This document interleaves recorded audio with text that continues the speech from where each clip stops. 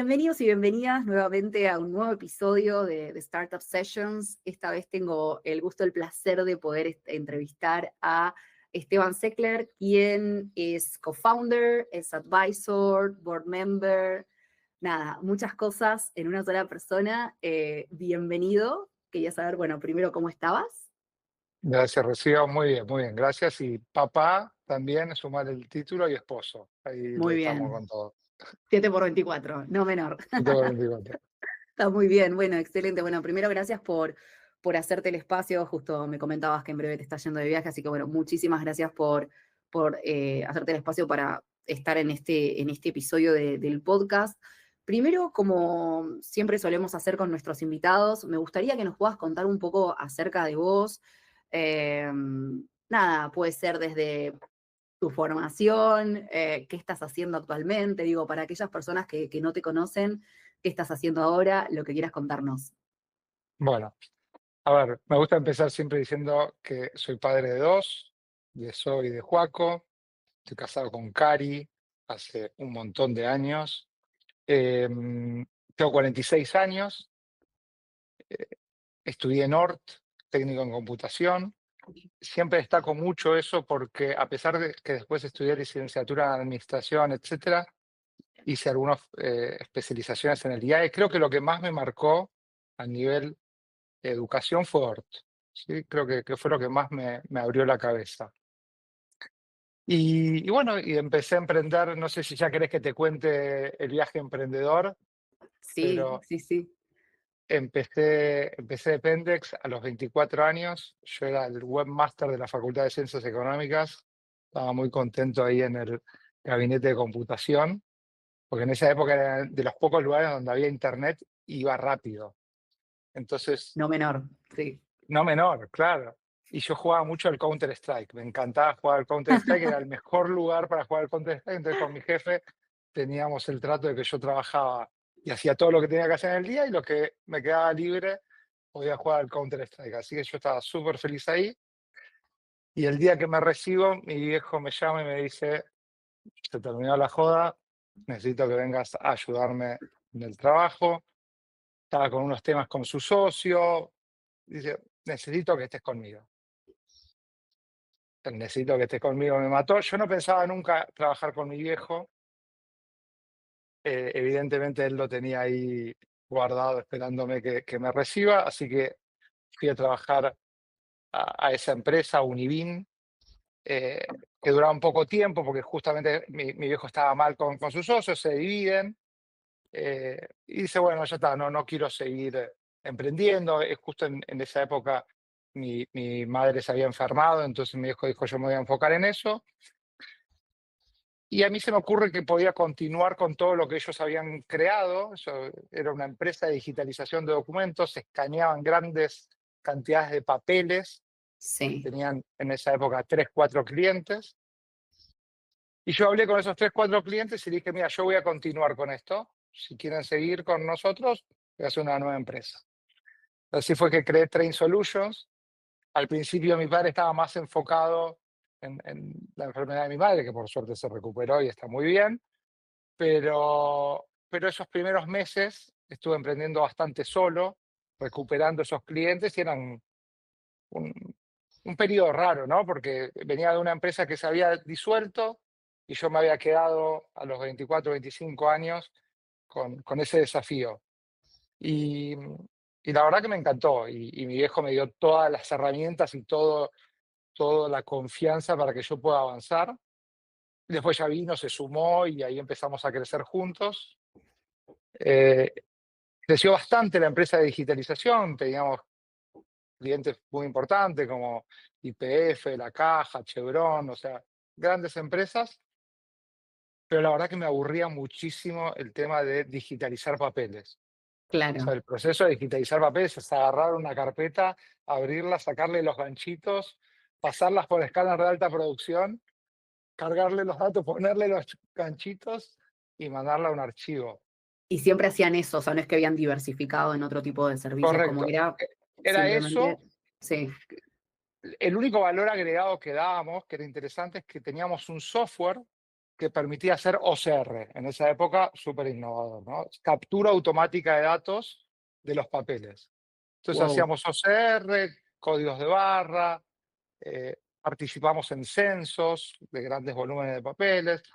Entonces, sí estaba bueno la tecnología que usábamos, pero no desarrollábamos nada muy interesante nosotros. Entonces, me empezó a aburrir y necesité hacer algo diferente también para ganar más mercado. Entonces ahí desarrollamos un gestor documental, el primer gestor documental que hicimos acá en Argentina, que básicamente lo dábamos gratis. Si digitalizabas con nosotros, podías usar el gestor documental que te dábamos absolutamente gratis. En esa época los gestores documentales eran carísimos. Entonces, Solo para entender, ¿qué sería un gestor sí, documental? O sea, tengo esos documentos que digitalicé y ¿qué me permite hacer? perfecto. Nosotros pasábamos de pilas de papeles a pilas de CDs. Entonces, estábamos cambiando un problema por otro realmente, porque buscar un papel, antes era un lío, porque tenías que ir a un archivo, etcétera, y buscarlo entre miles de papeles, pero ahora era buscarlo entre cientos de CDs. Claro, En esa época el CD. sí, Entonces dijimos, vamos a hacer una plataforma que la hagamos de manera gratuita y van a poder buscar esos documentos que nosotros escaneamos, con esos datos bien, que nosotros capturamos, los van a poder buscar. Bueno, para hacer la historia un poco más corta, ese software creció un montón, terminó siendo el main business nuestro, terminó hasta fagocitando el negocio de la digitalización porque ese software empezó a permitirle a nuestros clientes digitalizar. Entonces ya no me tenías que mandar a mí los papeles. El software te permitía digitalizar en tu oficina, que también fue una decisión porque dijimos, si permitimos a los clientes digitalizar, se nos muere nuestro principal negocio. claro, Y la otra pregunta era, ¿y si no lo dejamos hacer, otro lo va a hacer y también se va a morir el principal negocio? Así que si se va a morir este negocio, seamos nosotros el que lo mata. claro, Y así fue que decidimos que TS Docs, este gestor documental, tenga la posibilidad de digitalizar y mató al negocio de la digitalización, pero creció muchísimo este nuevo negocio y dio origen a una nueva empresa que fue CETECH. bien. O sea, CETECH se ya era una... reconvirtieron. O sea, está bueno Nos reconvertimos, marcar eso que total. es, bueno, tuvieron la lectura de que era algo que eventualmente iba a estar en extinción y es bueno ver cómo podemos pivotear en algún momento. Sí, yo creo que en ese momento no lo teníamos tan claro que era un pivot, ¿no? O sea, uno cuando lo ve a la distancia parece más claro. Cuando Sí, lo estabas viviendo, yo creo que era un poco una sucesión de hechos y un cliente que dijo, esto está buenísimo, necesito que me agregues esto y necesito esto otro. Y si me agregas un workflow, está buenísimo, agreguemos un workflow y empezó a ir creciendo. eh, y sí creo que fue muy impulsado por un tema que nos motivaba mucho más desarrollar tecnología que la digitalización. Entonces también era, lo impulsamos y lo empujamos también esa transformación nosotros, que por suerte estuvo muy bien porque efectivamente la digitalización fue muriendo y fueron ganando estos software de gestores documentales. Así que bueno, ahí se crea CETECH y en CETECH eh, justo sale en el 2011 una resolución que permitía a las empresas salir del recibo de sueldo papel al recibo de sueldo digital.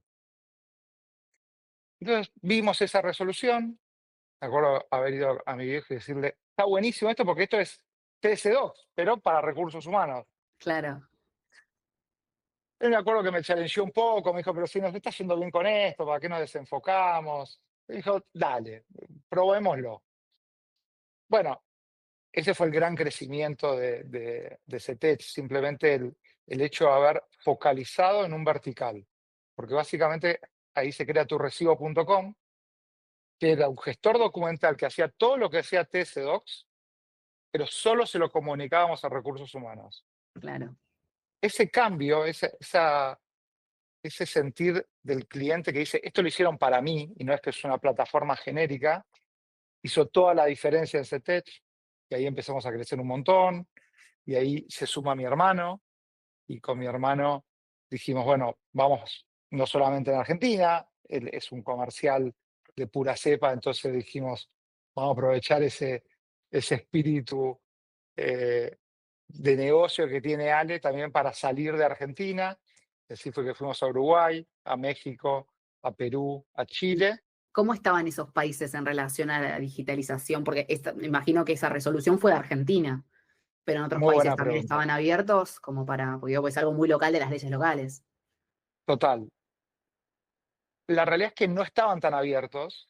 De hecho, nosotros fuimos la primera empresa en Argentina que obtiene la autorización para pasar de recibos papel a digital. Había que tener una autorización. Sí. Entonces, nosotros fuimos la primera y después le tramitamos esa autorización a todos nuestros clientes. ¿Sí? Clientes como Mercado Libre, Desplegar, Globan, Pfizer. Bueno, yo estaba en Behringer anteriormente y me acuerdo que lo tenían. Correcto, Pato Arial, no correcto. sé si lo conocés, que le Sí, estaban en todo un lo que era. genio total, Ah, genial. Bueno, genio total. me acuerdo que teníamos tu recibo ahí. Bien. Entonces, tu recibo empieza a crecer y dijimos, bueno, ¿cómo hacemos para que las leyes locales de otros países también adaptarnos? Entonces, una estrategia que usamos fue ir al mejor estudio legal de cada país y que nos ayuden con una resolución, ¿sí? Para impulsarla también dentro de cada país, para que nuestra solución sea legal en Uruguay, sea legal en Perú, sea legal. En Chile ya era más fácil porque ya era legal. Y a veces lo que tratábamos de hacer era subir la vara, porque a veces la firma en el recibo era muy importante en Argentina, pero a lo mejor no era tan importante en Chile. Claro, Pero nosotros teníamos una gran tecnología de firma digital. Entonces, nada, también tratábamos de que vean el valor en tener documentos firmados digitalmente. Así que bueno, fuimos también la primera empresa de imponer el recibo digital en Uruguay y en Perú. Eh, Crecimientos muy lentos hasta que las empresas se van animando y dice, bueno, si ya lo hizo Quilmes, yo también lo puedo hacer. Y una empresa sí, lleva a la otra. Y bueno, y ahí crecimos mucho. Y en el 2020 vendimos la empresa a Visma. Visma es un grupo, es el grupo noruego más grande de tecnología. Eh, Ya compraron a la fecha aproximadamente 300 empresas, ¿sí? La mayoría en Europa, y CETECH fue la primera empresa que compran fuera de Europa.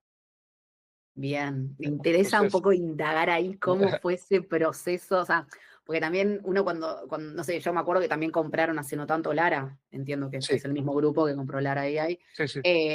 ¿Cómo se da eso, no? Ustedes lo estaban como buscando, llegó un mail, un llamado, porque a veces uno quizás lo idealiza y termina diciendo, no, me llegó un mail y empezaron ahí las conversaciones, no lo estaba buscando, o vos habías dejado para allá, digo, contanos un poco lo que puedas contarnos de ese momento, de cómo se dio ese primer paso. Bien. A ver, cuando hicimos CETECH nunca la hicimos para venderla. Era más como el seteo anterior, cuando uno creaba una empresa, realmente no tenía este sentido que hoy a lo mejor es más común entenderlo. Hay todo un ecosistema también de VCs y de inversiones, en donde uno arma una empresa y la finalidad de esa empresa es un evento de liquidez, ¿sí? O sea, venderla o IPO o lo que sea. Cuando creamos Brain Solutions, cuando creamos CETECH, nunca estuvo ni siquiera en la idea venderla. De hecho, yo iba con mis hijos y me imaginaba, digamos, que alguno trabaje conmigo en CETECH, como yo trabajaba con mi viejo y con mi hermano. Eh, entonces, cuando hicimos la alianza con Visma, porque al principio con Visma hicimos una alianza. Ellos tenían y tienen una plataforma para liquidar sueldos, ¿sí? Que es una de las más importantes en Argentina, es de RH Pro. Y lo que querían era complementar el recibo digital de tu recibo. Entonces, la potencia de RH Pro liquidando más el recibo estaba bueno. Y me acuerdo que vino a nuestras oficinas el CEO, el director general de Visma para la TAM, que es Álvaro Capobianco, y se sentó y me acuerdo que nos dijo, miren, yo les quiero ser franco, nosotros estamos empezando, esto es una alianza, pero nuestro objetivo es comprarlos. Ok, Y yo me acuerdo que, no me acuerdo si me ofendí, pero si no me ofendí estuve ahí. ¿cómo me viene a mi oficina a decirme que me quiere comprar? Claro. Raro, Entonces, rara la sensación. Y claro, más cuando vos no te lo esperabas genuinamente, no es que decís, bueno, yo siempre esperé este no, momento en y que se dé. buscaba. Claro. eh, claro, Ale, mi hermano, estupendo, estaba en el Pendex, yo le llevo 10 años, él estaba en la cúspide, imagínate, ya podemos vender la empresa. Yo digo, ¿qué vender la empresa? ¿No? La empresa no se vende. Em, y bueno, y esto me hace acordar el de Nueve Reina, ¿no? Que decía que solamente faltan capitalistas para algunas cosas. Y sí, y realmente el proceso, después la verdad es que me fui entusiasmando con el proceso. eh, digamos, las conversaciones con Noruega y con M&A, y me fui, eh, el proceso me fue llevando un poquito, ¿no? Íbamos preparando, me pedían documentos, digo, me voy a preparar los documentos, a ver qué pasa, y Claro. firmamos un LOI, que es un Letter of Intention, que es como firmémoslo a ver qué pasa, y así fue pasando, eh, hasta que llegó la pandemia. Ah, 2020. Ok. Esto, perdón, todo 2020. este proceso de primera conversación, hagamos una alianza y demás, fueron años, estamos hablando de No, años. no, no, no. Esto Ah, fue en el 2019, ah, enero bien. 2019 empezamos la alianza, eh, tal vez un poquito antes, y fue más o menos un proceso de un año y medio, en donde eh, primero, mientras íbamos negociando, me acuerdo que me hicieron una primera oferta muy, muy lejos de lo que esperábamos, entonces eso enfrió mucho el proceso. Claro. Luego seguimos trabajando juntos y la verdad es que la sinergia era muy buena. Entonces eso dio lugar a una segunda oferta que fue mucho mejor, pero yo siempre pensando como que no quería vender. Entonces lo atravesé tranquilo el proceso, porque si se da, siempre decíamos, si se da es buenísimo y si no se da también. Entonces creo que esa actitud para atravesar el proceso de Money fue muy buena. Y después vino la pandemia y dijimos, ok, no se va a dar porque se frenó todo y ya nosotros teníamos que viajar a Noruega para firmar. Sí, Eh, y dijimos, "Ah, listo, se terminó", y yo estaba medianamente contento. Eh, y Bisma dijo, esto no cambia nada, esto, vamos para adelante. Que creo que fue una muy buena lectura de Bisma, porque justamente después de la pandemia hubo un auge en todas las tecnologías claro. de trabajo remoto, ya no se podían acceder al recibo, etcétera. Entonces, todo ese 2020 fue un auge que también nos permitió llegar al earnout que nos habíamos comprometido, que es ese pago final a cuenta de resultados, eh, que creo que tuvimos un buen boost por parte de la pandemia que nos ayudó. Bien, ¿no? Que bueno, entonces fue dentro de todo, o sea, con sus idas y vueltas, con esto de me hicieron una oferta que estaba lejos, la pandemia y demás, más allá de esos idas y vueltas lógicos, fue bastante como soft, digo, como fue un buen proceso, por lo que Sí, infiero, por lo que estás como comentando, haciendo esa retrospectiva de cómo fue desde el momento uno de ser tan franco el CEO y decir, bueno, nuestro objetivo principal o nuestro este, fue sincero, digo, todo en el medio, que es lógico que haya ida y vuelta, pero infiero que fue un buen proceso. sí, sí, sí, fue un buen proceso. Eh, También tener a Álvaro acá, porque si hubiese sido solamente con Noruega, hubiese sido mucho más difícil. Álvaro estaba acá, argentino, Ah, entendía muy bien cómo funciona Noruega, muy bien cómo funciona Argentina, fue un excelente interlocutor, ¿sí? Y por otro lado, muchas veces en el proceso, uno piensa, no, acá me están cagando, esto no va por acá, y empiezan los fantasmas. sí, sí, Entonces, también confiar bastante en la otra parte es fundamental, porque la cabeza se va. Dice, no. Y en un momento, por ejemplo, una semana antes de firmar, dice, che, tenemos un pequeño cambio. A nosotros nos iban a hacer todo el pago en una instancia, el earnout después. sí. Por todo esto de la pandemia, etcétera, vamos a tener que dividir el pago en dos. te vamos a pagar el 50% ahora, el 50% en un año. Eso cambiaba todos los papeles, hay que dejar escrow, Claro, hay que empezar a hacer, eh, dejar temas en garantías, y vos decís, en realidad me quieren cagar, porque me van a pagar ahora, yo ya le doy las acciones, y después claro. no. Y los fantasmas empiezan ahí a correr una semana antes de firmar ese Sí, cambio. sí. em, y en un momento uno también decide confiar. O sea, en algún punto ya a mí los papeles ya no me interesaban, y yo quería hablar con las personas y ver si confiaba en ellos o no. Y definitivamente veía que no había gato encerrado. O sea, yo sentía que eh, era genuino lo que estaba pasando y era una necesidad genuina que tenían. em, y bueno, y decidimos confiar, y por suerte salió muy bien, pero eso no estuvo exento de grandes tensiones en todo el proceso. Quizás como aprendizaje ahí, por lo que comentás, es esto de, para alguien que esté pasando por una misma situación, es esto de confiar. No, no, por supuesto, asesorarse, de eso desde ya y todos los temas legales que implica y demás, pero en algún punto también la intuición, el confiar, nada, dejarse llevar un poco también como por el proceso, ¿no? Totalmente. O sea, vos imaginate que de alguna manera Visma, si no nos compraba a nosotros, podía ser competidor nuestro, porque podía Claro, comprar a otro.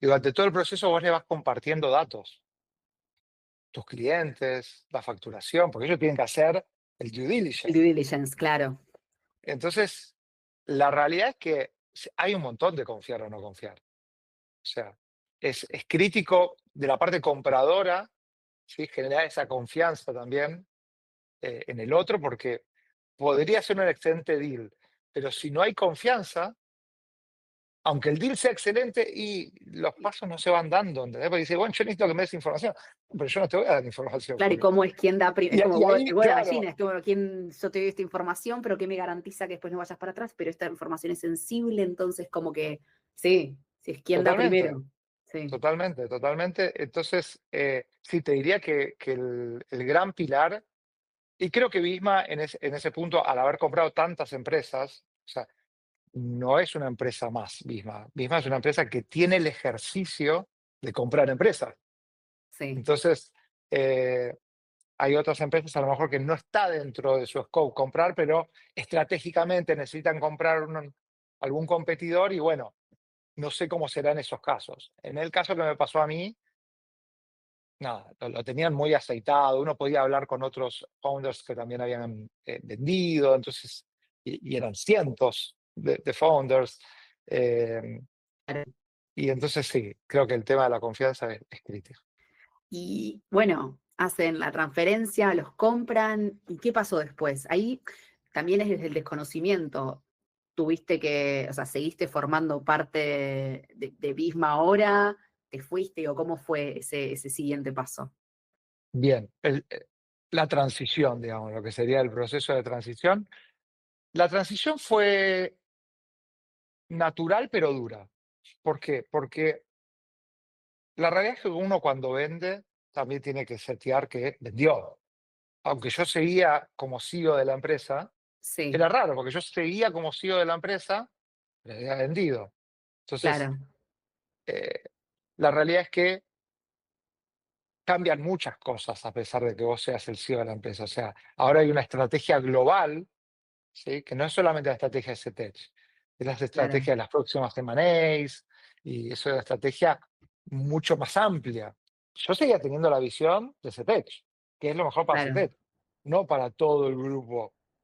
Em, entonces, nada, yo terminé de hacer el earnout y decidí irme porque sentía que mi rol estaba cambiando demasiado y yo no me estaba pudiendo adaptar a, a ese cambio, seguir siendo el padre de la criatura, pero no.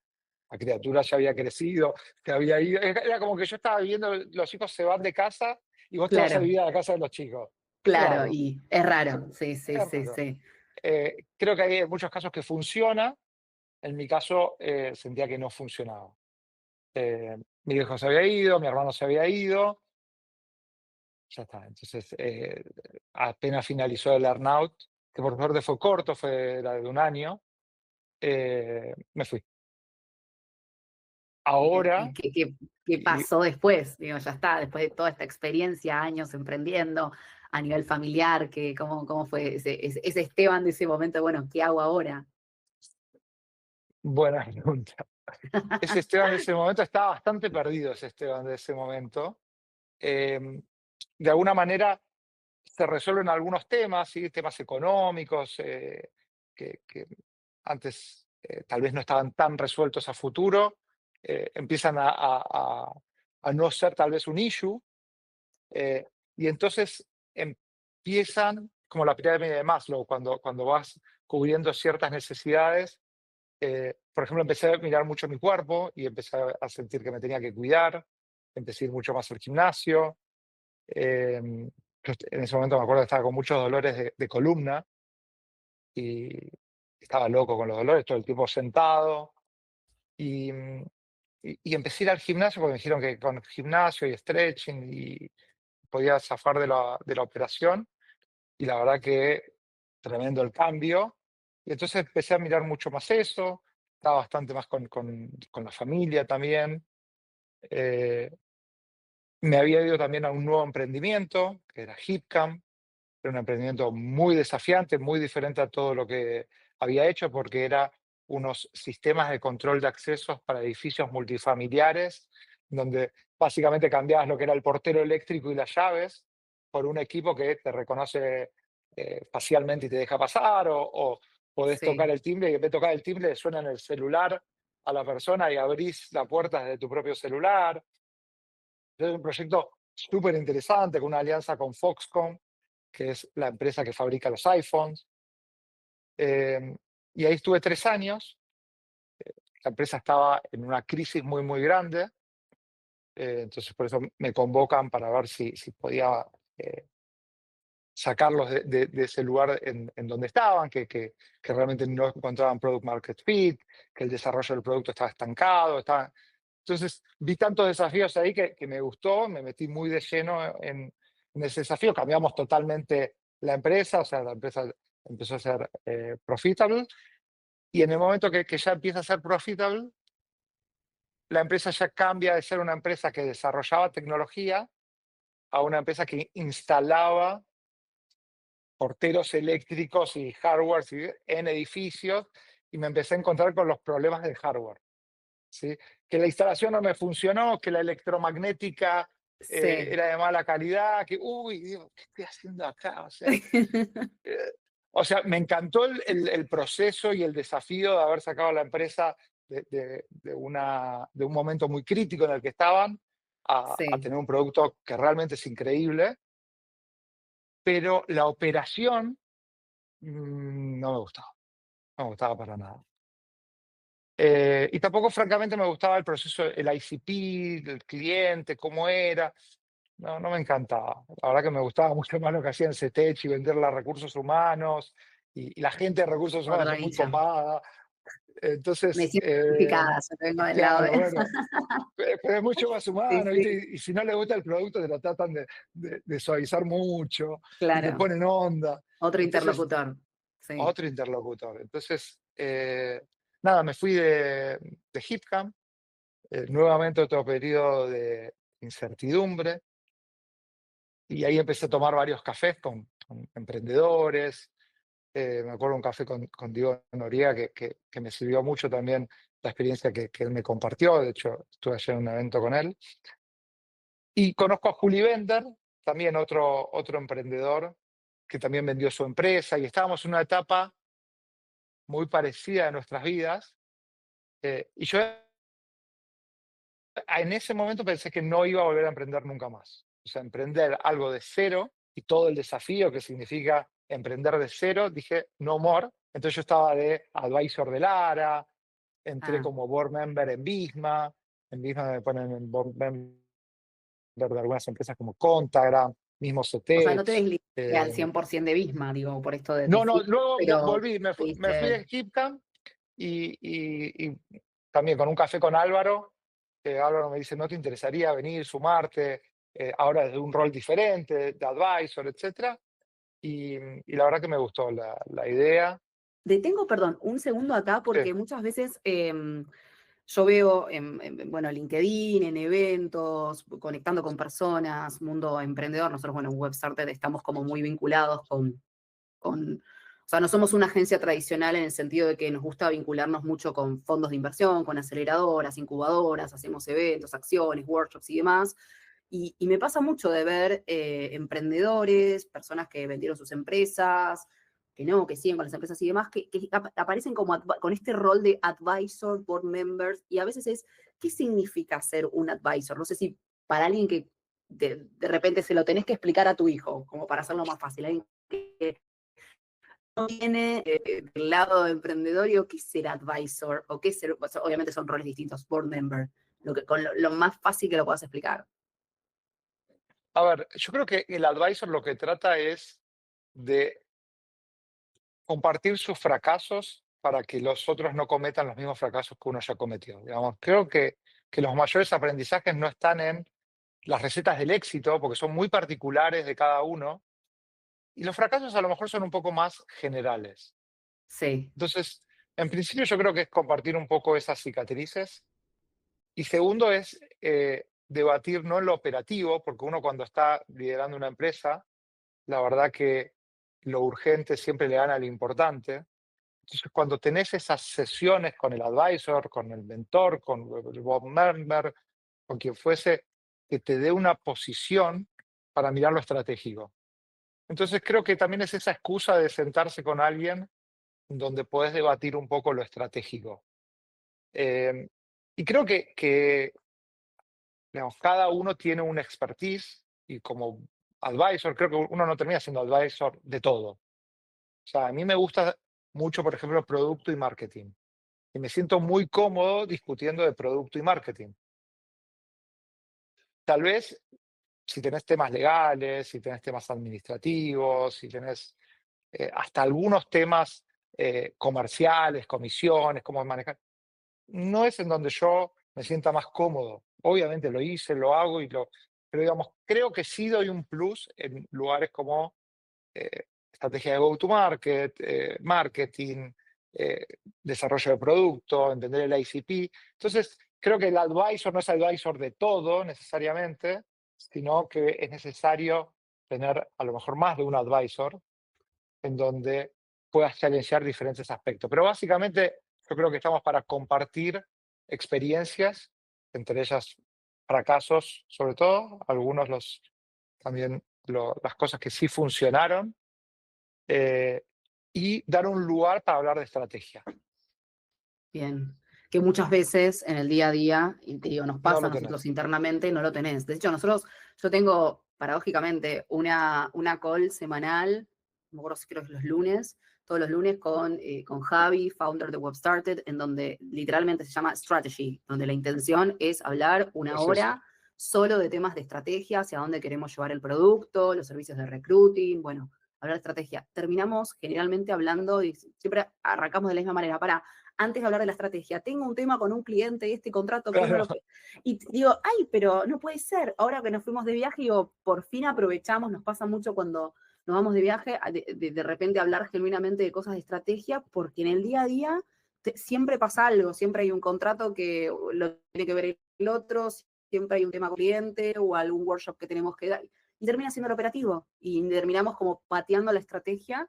Así que me parece como interesante esto de decir, bueno, tener la oportunidad de con mentor, bueno, quizás nosotros también vemos mucho la figura del mentor, y eso existe mucho en fondos de inversión, de, bueno, mentores, que en definitiva muchas veces terminan siendo similar a los advisors, de, bueno, hablar sobre temáticas puntuales que terminan siendo quizás no tanto lo operativo, sino la estrategia. Así que, sí, bien, y creo que un tema más también que es muy importante es la parte humana. Es decir, te diría, gran parte de los problemas que tenemos nos bloquean cosas, miedos que tenemos, eh, inseguridades. Entonces, también hablar de eso y destrabar esas cosas desde la parte humana, creo que también es fundamental. O sea, no es nada más la estrategia, porque de hecho, tal vez no todo el mundo está para ser un unicornio. Entonces, digo, depende qué quiera el founder. claro. Entonces, eh, digo, no puedes ir con la misma estrategia todas las personas. Entonces, hay personas que están y necesitan ese desafío constante, hay personas que sabes que no lo van a lograr. Entonces, ¿para qué estar pusheándola todo el tiempo para algo que no está en sus objetivos personales? Claro, Entonces, creo que hay totalmente. mucho de entender al founder y también desbloquear ciertos miedos que todos tenemos, que a veces está bueno verlo desde otro lugar y decir, "Bueno, para mí vos lo que tenés miedo es tirar toda la mierda porque sentiste que le invertiste mucho, pero lo tenés que tirar toda la mierda. Claro. O sea, ¿qué te hace sentir? ¿Qué vas a perder? Y viste, que te lo estén diciendo, viste, a veces uno siente que está perdiendo más de lo que gana. Y dale para adelante, a veces es simplemente darle ánimo. Sí, sí, ese empujoncito final Eh, sí, y más en el mundo startup que lo vemos mucho, esto de pivotear, de repente, bueno, esto no va total, más, tenemos que ir para este lado. Yo me encanta porque muchas veces termino hablando con startups que quizás conversé hace 10 meses y ahora están haciéndolo completamente distinto. Y digo, pero claro, pero yo hablé con ustedes, no sé, en marzo de este año. Bueno, ahora estamos haciendo algo completamente. Eso es es fascinante. espectacular, es Eso es espectacular. espectacular, de decir, no puedo Sí, creer, no es que decís, hablamos hace 5 años, bueno, está bien, puede haber alguna nueva unidad de negocio. No, en el mundo startup es como en 5 meses ya estás desactualizado. Y más, sí, bueno, ni hablemos ahora con AI y demás, que creo que es todo bastante más exponencial, pero eso es fascinante, sí, lo que sí, sucede. totalmente. Y Sí, creo que sí, lo que decís vos, hoy AI, y es también un poco lo que me lanza a hacer Selenios, que ahora aprovecho también un poco a contarte vale, eh, sí, lo que estamos haciendo ahora es, eh, me junto con Juli, Bender, que también estamos en una etapa similar de la vida, y dijimos, hoy con AI se puede hacer cosas totalmente diferentes a lo que era antes. Y lo más interesante es que podemos hacer algo grande sin tener un equipo necesariamente gigante. Creo que ninguno de los dos nos copaba mucho volver a armar algo muy grande a nivel estructura.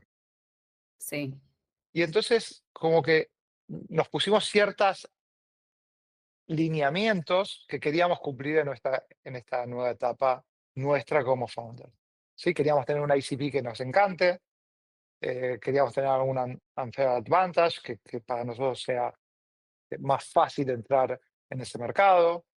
Eh, Queríamos hacer algo muy grande, por eso decidimos también ir por el camino de fondos de inversión, ¿sí? Y levantar capital, a diferencia de lo que yo había hecho anteriormente. Digamos, acá Selenios sí lo pienso para que parte del hito de Selenios sea tener un evento de liquidez. bien. Y antes como que me parecía muy frío pensar eso. ¿Estás haciendo una empresa para venderla o para que haya IPO? O sea, ¿dónde está la cultura que vas a generar si lo que vas a hacer es algo que lo querés vender? Em, y, y hoy ya, digamos, habiendo hecho una startup, Bootstrap, y habiendo hecho una startup, haciendo una startup, VC-back, creo que son dos culturas totalmente diferentes. O sea, ¿Por qué? creo que una es una cultura más familiar. Sí, nosotros tenemos una empresa familiar, estaba mi viejo, estaba mi hermano y tratábamos de sentirnos todos que éramos una gran familia y realmente nos ocupábamos mucho de tratar de, de generar ese espacio. Y hoy creo que nos une más el- la ambición de hacer algo grande, ser un equipo de alto rendimiento. Es como comparar a alguien que juega al tenis en el club con amigos, está bueno, y alguien que se está entrenando para jugar Y en el competir. ATP y quiere competir. Claro, Eh, y los dos, vos viste, los equipos, Nadal con su tío, el bonding que tienen, el nexo, el vínculo que tienen, es espectacular, con todos los equipos de trabajo es espectacular. Yo digo, no hay una única manera de generar una cultura espectacular con sinergias y todos tirando para el mismo lado. O sea, yo sentía que la mejor manera era la familiar, la empresa tiene que ser algo familiar, y no necesariamente, digamos. Nosotros estamos haciendo algo que a lo mejor no está ese tema familiar, pero estamos súper cebados, todos con un mismo objetivo y todos queremos llegar y todos nos ayudamos el uno al otro, porque entendemos que todos mm, primero nos gusta ayudarnos, porque creo que es un equipo muy interesante que formamos, pero por otro lado entendemos que le aportamos valor al otro y nos hace llegar más lejos. la Todos más clave lejos. igualmente perdón, una aclaración. Para mí la clave de los dos escenarios que estás comentando, algo más familiar, algo más competitivo con otro objetivo, en los dos, lo importante es la alineación, estar alineados en Sí, cuáles son esos valores y competencias que van a mover la empresa. O sea, la clave es eso. Después, o sea, lo demás es, lo peor que puede pasar es, yo espero una empresa más familiar con este tipo de códigos, de valores, de competencias y voy a buscar nuevas personas que ingresen a la compañía y otro que tenga una visión completamente distinta. O sea, pero en los dos sí hay una similitud en algún punto, porque hay una calibración inicial que es importantísima. sí, estoy de acuerdo. O sea, creo que el tema que decís de alineación y calibración, pero de vuelta, digamos, con mis sesgos que yo tenía antes o con mis bias, yo creía que la única realmente manera buena de hacer las cosas era la empresa tiene que ser algo familiar. Claro, ¿y cómo van a Y ver? yo veía Vamos lo a ver, otro y digo, es horrible. O sea, claro, están diciendo, vamos a vender. Horrible. No hay sí, corazón ahí. claro, Eh, y nada, digo, entendí que, digamos, no es la única manera. Digamos. Me encantan las empresas familiares, me encanta el corazón que hay ahí, pero también me gusta mucho la ambición. Y viste que la ambición, no sé, cuando decís ambición, tiene como una connotación negativa. A lo mejor no sí, sé si somos latinos o argentinos. En Estados Unidos, digamos, hicimos con Juli, fuimos seleccionados en Latitude, que es un sí. fondo de inversión brasilero, unos genios. Eligieron a 10 emprendedores, nosotros fuimos los únicos dos de Argentina que eligieron, y fuimos a Estados Unidos una semana a recorrer fondos de inversión en San Francisco. Entonces, claro, cada 4 palabras que dicen los americanos te dicen ambición. Ambición y algo grande y money y hacer algo enorme y reemplazar gente con AI y todo es, y les parece espectacular decirlo así. Y buscamos fondos muy ambiciosos, que lo único que quieren es hacer algo enorme.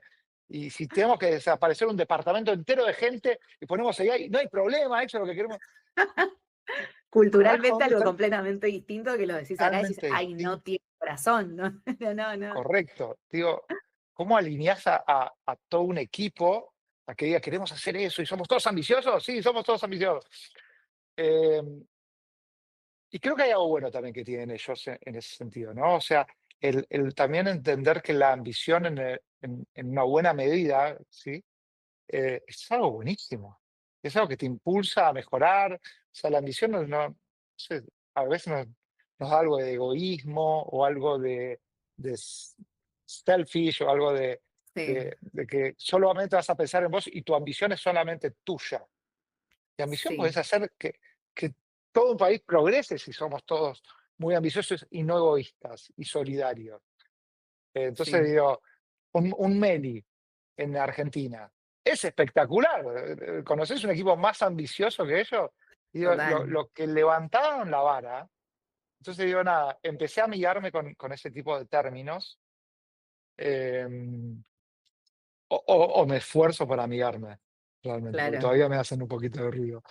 Así que todavía me esfuerzo en este mundo de VCs y con Selenios, que básicamente lo que tratamos de hacer es una plataforma AI native para el proceso de reclutamiento, que tratamos de ayudar a equipos, no reemplazar equipos, sino ayudar a equipos a que hagan muchísimo más de lo que hoy pueden hacer y todas esas tareas repetitivas que seguramente en tu trabajo también haces, ir, buscar, jantear, mandar cientos de mensajes, un montón de llamadas de pre-screening, todo eso tratar de hacerlo de una manera eh, muchísimo más amena para el recruiter y para el candidato, y que luego que estás seleccionado y decís estos dos hay un buen match, y ahí empieza el proceso como tenía que ser. Pero, digamos, en toda esa primer parte de selección o atracción de candidatos, AI es impresionante lo que puede hacer y nos vamos sorprendiendo día a día. eh, de hecho, antes de entrar acá, me compartieron una entrevista que había hecho un candidato y era espectacular y el candidato se sentía, y Andy, ¿y vos cómo estás? Yo estoy bien, gracias por preguntar. Era una entrevista que realmente parecía entre dos personas que se preocupaban entre sí y después Andy, que es nuestro reclutador, se despide. sí, Muchísimas gracias por la franqueza en tu respuesta. Dice, no, gracias a vos por la calidez en cómo. Digo, ¿qué pasa? Claro, ¿Por qué no lo tanta puedo creer. ternura? Si te lo comentaban hace 10 años, no, es imposible No, que yo me digas, creo que si ¿cómo me me lo va a comentaban entrevistar hace una un IA? año, Sí, no, no lo claro, bueno, entendía. sí, sí. Em, y hoy se generan unos procesos que son absolutamente empáticos, es increíble decirlo, pero la verdad que muchas veces sin bias o con muchos menos bias o con un bias más eh, acotado, porque las AI obviamente tienen bias, pero nosotros tenemos un montón de bias. Cuando ya vemos a la persona, en los primeros Completamente. 5 segundos que habló, ya tomamos un juicio, Mm, ¿sí? Y si me dice que conoce a un amigo mío, ya tengo otro juicio. Entonces digo, eh, también permitir intervenir a la AI en estos procesos genera un proceso más justo, porque a veces no llega a una instancia final alguien porque no te parecía bien, como te habló al principio, cómo respondió una pregunta, tal vez simplemente porque estaba nervioso O porque, como y decías, no no tenés vemos, un conocido en común que eventualmente te o- condiciona, un amigo. Sí, sí, total. sí. Entonces creo que nada, los procesos de AI están llevando a HR, que viste que hay mucho AI en ventas, en marketing, Mm, eh, en HR como que todavía le cuesta llegar un poco y creo que ahora el desafío, si querés, de Selenios es llevar a los equipos de HR y sobre todo de reclutamiento todas estas herramientas para que justamente dejen de hacer las tareas repetitivas, se focalicen en el humano y reduzcan el time to hire, ¿no? Que es la principal métrica que mueve al negocio. O sea, si vos me traes antes un programador o antes un vendedor, mi negocio va a ser más sano y no tengo que esperar 60 días. Entonces creo que la utilización de esta herramienta, aparte de hacer un proceso, si querés, mucho más smooth para el recruiter y para el candidato, creo que impacta directo en el negocio, ¿no? total. Porque traer candidatos más rápido es algo que es vital para los negocios. Sí, y además candidatos también de calidad, digo, con todo esto de repente grabar una entrevista, tener un reporte, comparar candidatos, métricas, digo, justo en esta subárea dentro de lo que es recursos humanos, porque bueno, antes estabas más del lado hard, con payroll, imagino, con tu recibo.com, o quizás más la parte hard Total. de recursos humanos, hoy es Sí, más la sí. parte soft, o sea, tus interlocutores terminan siendo HR managers, reclutadores, creo que ahí totalmente a nosotros que lo vivimos hace muchos años en carne propia, esto de cargar una entrevista, el feedback, escribirlo a un candidato, de repente llegar y escribirle a 50 candidatos con lo que eso implica, tener idas y vueltas. Digo, hay un montón de cosas, sobre todo en la primera parte de lo que es el sourcing, y ni hablemos del ida y vuelta para coordinar una entrevista, tener un reporte y demás. Hay un montón de cuestiones que son más operativas. Por ejemplo, no sé, poner lindo, por así decirlo, estructurado el feedback de una entrevista, que uno Claro. dice, eso lleva un montón de tiempo si uno lo quiere dejar bien asentado y hoy en día de repente con grabar la entrevista y poner los principales insights y que ya te lo genere una AI y que uno sí lo audite, lo ajuste o haga cuestiones como más estratégicas y que agreguen genuinamente valor y no sea algo operativo, me parece que siempre van a ir a sumar. Así que está muy bueno. Me has contado un poco hace unas semanas acerca del producto y me pareció muy interesante porque genuinamente veo muchas cuestiones operativas en recruiting. Paradójicamente, como comentario, me pasó que, bueno, te comentaba que había estado en Chile la semana pasada, que fui a la Tech Week.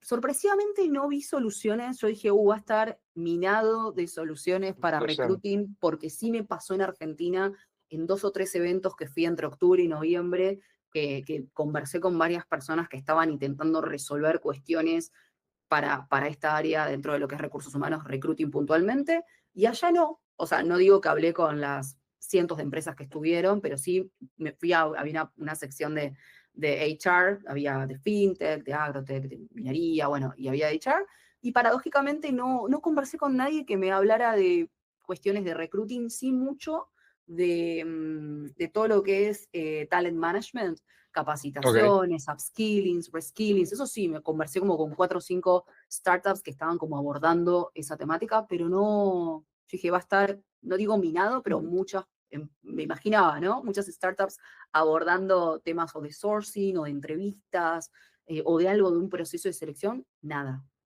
No, como dato. Bueno, yo creo que América Latina es un lugar complejo para el HR Tech. También es complejo levantar capital en HR, ¿sí? O sea, es mucho más fácil y fuimos a muchísimos fondos que nos decían, vamos, Juli, yo, está Johnny también, que es nuestro CTO, que es una persona Sí, que tiene más de 10 años de experiencia trabajando en Silicon Valley. Entonces, por lo menos de acuerdo a pedigrí, somos un pedigrí interesante. Entonces decía, si estarían en fintech o en otra vertical, te tiro la plata, shut up and take my money. Eh, pero, pero justamente ese desafío en donde, si querés, se hace más difícil todavía eh, sí, generar una startup en América Latina de calibre mundial, también nos interesó a nosotros, porque creo que tenemos, particularmente yo vengo del mundo de HR Tech también, entonces, digamos, tengo, si querés, ahí una pequeña unfair advantage, tengo esos primeros clientes que también está bueno tener, eh, pero saber que no es tan crowdy el mundo de HR Tech en la TAM también nos da una ventaja y también es parte de por qué elegimos este claro, vertical. En cambio, en Estados Unidos es tremendo la cantidad de startups que hay tratando de resolver el... Porque es un tema conversacional y hoy AI es muy bueno conversacionalmente. Entonces, hablar con sí, candidatos, entrevistar candidatos, venderle también a un cliente, son temas conversacionales. Entonces, para mí es un no-brainer que hay que estar en este nicho. Por suerte, hoy en la TAM no hay muchos haciendo esto, así que esperamos pegar primero y pegar fuerte. sí, Y no quedamos solamente en una parte del funnel, sino en entender que podemos cubrir todo el funnel completo. Que si me lo preguntabas hace 3 meses, te hubiese dicho, vamos a estar en una parte y vamos a ser los mejores en esa parte. Y hoy siento que es tan chiquito eso, porque con AI también se desarrolla tan rápido. Digo, eso es un claro, feature ahora. No es necesario, tengo que ser plataforma. Entonces es otra de las cosas. Antes, ser un feature era enough para ser una enorme empresa. Y hoy no. Hoy ese feature los incumbentes lo pueden incorporar rápido. Entonces el juego es más agresivo. El juego es de sí, plataforma ahora. total. Entonces nada, eso cambia también las reglas del juego. Bueno, Johnny a trabajar, el CTO, que yo justo, bueno, lo conocí Tremendo. a él en uno de los eventos que fui. Le está por Johnny, crecer algún otro dedo, ¿no? Porque ya con 10 ya no nos alcanza. Estamos viendo si le a hacemos full. crecer Ay, algún dedo sí. más. Bueno, para ir cerrando, que se nos pasó casi una hora, me interesa hacerte una última pregunta que está vinculada con qué se viene en Selenios, cuáles son los próximos pasos que, bueno, yo te iba a decir 2025, pero bueno, ya estamos en el Ya 2026 estamos. casi, como algo que nos quieras contar un poco de lo que se viene Bueno, de proyectos. Sí, en Selenium viene la expansión, o sea, pensamos hacer una expansión desde el día cero y vernos global desde el día cero. Nuestros primeros clientes ya están en Estados Unidos, en España, en México, en Argentina. Entonces, también es un enorme desafío, digamos, pensar de manera global y nos obligamos a pensarlo de esa manera y nos obligamos a tener primeros clientes afuera porque te cambian toda la plataforma. Entonces, lo que se viene para Selenium es esa expansión global, es un armado de un equipo de alta performance y el desarrollo de una tecnología que nos permita escalar sin perder calidad. Esos bien, serían los tres focos nuestros. ambicioso. Un Pero bien, poquito. como muy, muy focalizado y también muy interesante, antes cuando mencionabas la estrategia de talento distinta de tu empresa anterior a esta, de bueno, lo vamos a encarar más allá de lo cultural y los valores, sino también, bueno, nos imaginamos una empresa de cientos de empleados o una empresa de menos empleados, pero automatizando gran parte de nuestros procesos, también eso me pareció como muy interesante de tenerlo en cuenta y setearlo también de momento uno, que a veces uno lo deja, bueno, nosotros lo vemos mucho cuando hacemos workshops con founders, que hablamos de armado de equipos, talento y demás, que dicen, bueno, el talento va y viene, vamos viendo, no, no, hay que tener una buena estrategia de talento de momento uno y entender Otra. hacia dónde querés posicionar la empresa, querés tener headcount tuyo interno, querés terciarizar, querés ser una empresa de cientos de empleados, querés ser pocos, que hoy en día vemos mucho una tendencia ahora, menos, más empresas, pero más chiquititas de repente. De hecho, vi Sí, hace no tanto una empresa que había levantado, ya no me acuerdo el nombre, pero también en Silicon Valley, una chica que era solo ella y levantó sí, sí, ronda. Y sí, yo no entiendo, o sea, para mí eso no existe, o sea, ¿cómo puede ser? Y se ve sí. eventualmente, ¿no? Cómo va cambiando la dinámica de ese lado. Sí, sí, totalmente. Y creo que cuando uno recibe capital, a veces se ve tentado a salir a contratar. Contratemos, contratemos, contratemos y creemos que que con más gente se va a encontrar más rápido el product market fit o vamos a desarrollar más rápido y muchas veces es lo contrario. ¿Sí? Gestionar la gente, gestionar a tantas personas, etcétera, se vuelve una tarea en sí y te saca también de estar con clientes, de encontrar el product market fit, etcétera. Entonces, hoy, haciendo uso de la inteligencia artificial y teniendo todos Johnny dice que tiene el ejército de programadores, QA, todo ayudándolo. Sí, Aparte está Lorenzo también, que también es un pasante de Litva que está haciendo sus primeras experiencias con nosotros, es un crack total. qué bien. Eh, pero sí, tratamos de tener una estructura súper chica hasta que entendamos que decimos, listo, ya está, este es el product market fit, esto pegó muchísimo, ahora empezamos a, lo mejor a crecer un poco más en headcount. Pero nos permite, con esta dotación, que hoy somos 5, hacer cosas realmente que eran impensadas, impensadas. Sí, no, no, una locura. Y lo exponencial y lo que se viene también, ¿no? Pienso hoy, estamos hablando de cosas impensadas hoy que puede pasar julio del año que viene, ¿no? Ni siquiera te digo No, en 10 años, ¿viste? A veces no, no, alguien habla, ¿qué pensás de acá a 10 años? No tengo ni idea, pero no sé ni de acá a un año qué puede pasar. no, pero creo que lo Eh, único que sí sabemos es que los costos van a seguir bajando, ¿sí? Los costos de los tokens, esos costos van a seguir bajando y los LLM van a seguir mejorando. Te digo, cualquier sí, cosa que no te funcione ahora o que creas que es caro hacerlo ahora, en pocos meses va a funcionar mucho mejor y va a ser más barato. total. Así que creo que eso es lo único que sabemos. 100% de acuerdo. Bueno, gracias Esteban, un placer. Me Entonces, encantó conversar, entender tu historia, ver cómo fue todo ese camino desde los comienzos en Ort, que ahí te digo, podríamos grabar un podcast también porque conozco grandes emprendedores y me parece una institución muy buena, hasta hoy en día volviendo a emprender, todo ese paso te agradezco por haber venido a hacerte, bueno, haberte hecho el tiempo y bueno, ojalá que nos volvamos a cruzar en algún momento. seguro. Gracias a vos y disfruté mucho la entrevista. Muchísimas gracias y bueno, a todos los que nos escuchan, un placer que se puedan sumar. Vamos a seguir haciendo Startup Sessions para rato, tenemos muchos episodios por grabar y conectar con emprendedores, fondos de inversión, ángeles, incubadoras y demás. Así que bueno, nos vemos en otro episodio de Startup Sessions.